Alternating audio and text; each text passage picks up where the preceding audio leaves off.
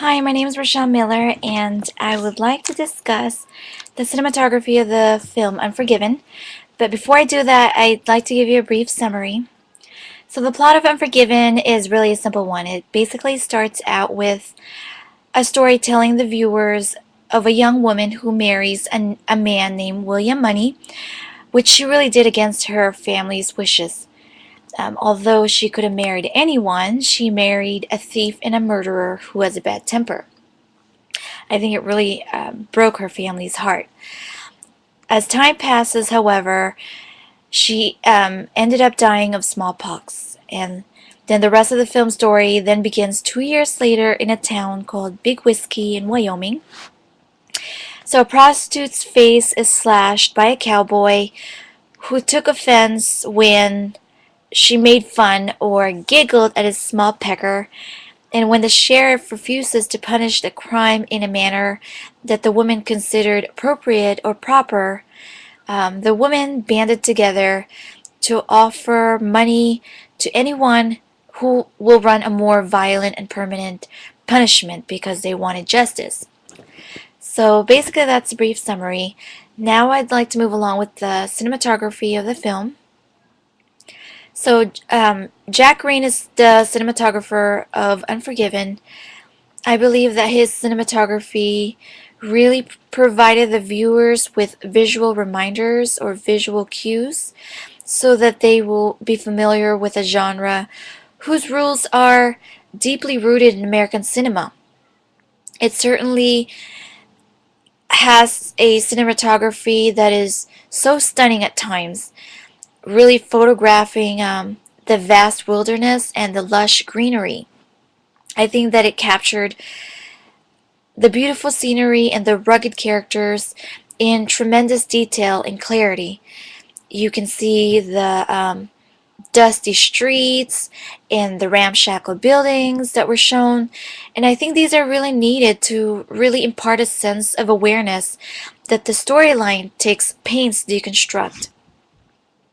So our first visual, or the first time we see the town of Big Whiskey, it really establishes a set of expectations, I believe, which is a necessary approach to really having its full impact on its audience.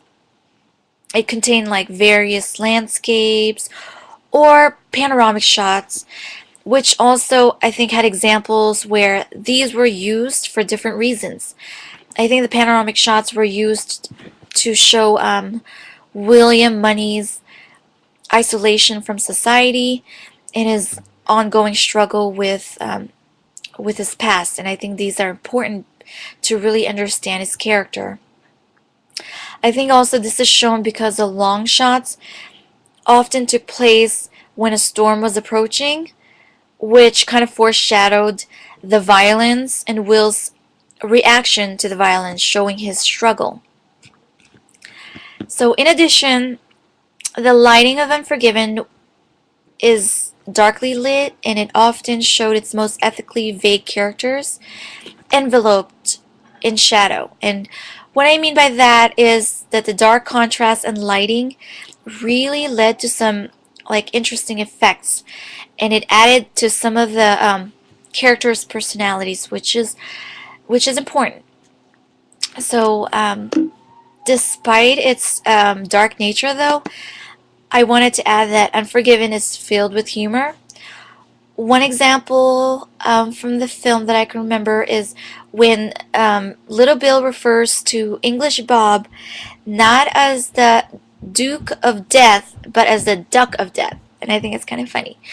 And also when Money repeatedly has trouble mounting his unpredictable nag. And I think like moments like that, or moments like those, really kept Unforgiven from becoming too grim, because ultimately it is an unsettling motion picture. So I think that's important. So Unforgiven is a dark western with several scenes, such as the final sequence, which took place at night in the pouring rain. And I think that Green's photography was at times somber and at times appealing, which made it perfect for the tone of the film. It has subtlety and grace to it, which added to the emotional mood of the story. I wanted to add also that the director Eastwood chose a veteran crew, or a more experienced crew, to work on this film, because we see the resulting technical excellence. It's visible in every frame, so he really did a good job picking the right crew for the film. So indeed, Green offered the audience a deep palette of colors in the outdoor scenes, and he did it in a slightly gentle way. And I think he did such a magnificent job with the cinematography of Unforgiven. And basically, that's my brief review of Unforgiven, and I hope you enjoy it.